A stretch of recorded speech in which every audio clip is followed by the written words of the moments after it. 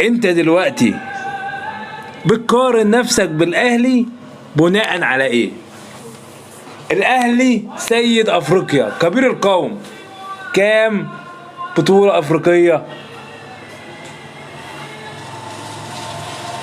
كام بطولة قارية؟ انت بقى يعني احنا لو جينا حسبنا الاهلي هنلاقي الاهلي بيلعب على 11. يعني الاهلي لو خد دي السنه دي هيبقى 11، ما خدهاش هيبقى 10 زي ما هو.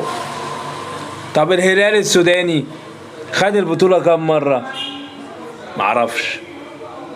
لا انا اقول لك، ولا مره. صعدت مرتين،